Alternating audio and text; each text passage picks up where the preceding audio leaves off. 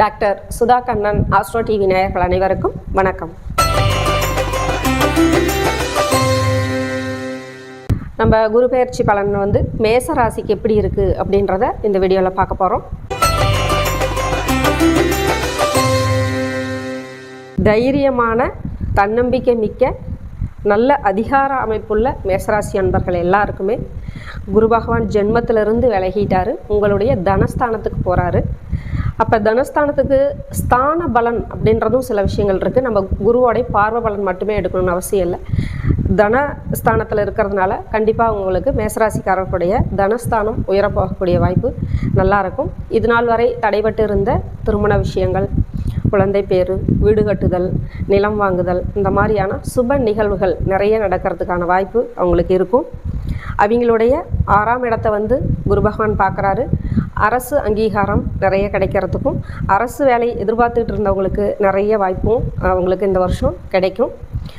இவங்களுடைய நாள்பட்ட நோய் தொந்தரவுகள் அப்படின்னு சொல்லுவாங்க. அதாவது நீண்ட நாட்களாக மருந்து மாத்திரை எடுத்துக்கக்கூடிய நோய் தொந்தரவுகள் அமைப்பு இருந்ததுன்னா அது கூட இப்போ சரியாகிறதுக்கான வாய்ப்பும், அதற்கான சரியான மருத்துவ முறையும், அதற்கான சரியான மருத்துவமனைகளும் நம்மளுக்கு இப்போ அது கிடைக்கும் அப்படின்ற மாதிரி இருக்கிறனால இந்த டைமிங்கில் உங்களுடைய நாள்பட்ட நோய் தொந்தரவுகளுக்கான அந்த ஒரு விடுதலை, அதுலேருந்து ஒரு விடுதலை அப்படின்ற மாதிரி நல்லாயிருக்கும் உங்களுக்கு. உங்களுடைய பொருளாதார விஷயத்தில் 10ஆம் பார்வையில் தொழில் அமைப்பிலையும் சூப்பராக குரு பார்த்துட்ருக்காரு. கண்டிப்பாக உங்களுக்கு தொழில் வளர்ச்சி அமோகமாக இருக்க போகுது.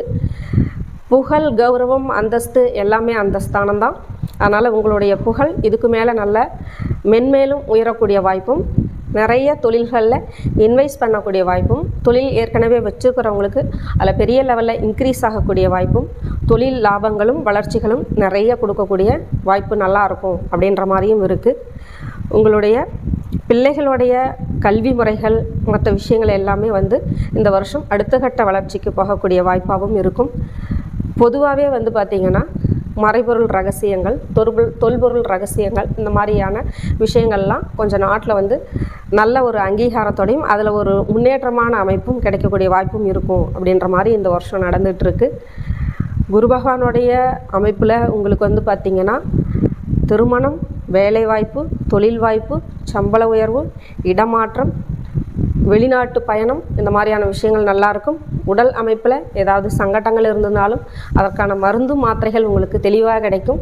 அதுக்கான மருத்துவ ஆலோசனையும் உங்களுக்கு தெளிவாக கிடைக்கும். அந்த விஷயங்களும் உங்களுக்கு நிறைய அதாவது முன்னேற்பாடான விஷயங்களில் நிறைய உங்களுக்கு இந்த வருஷம் அனுகூலம் நிறையா இருக்கும் அப்படின்ற மாதிரி இருக்குது.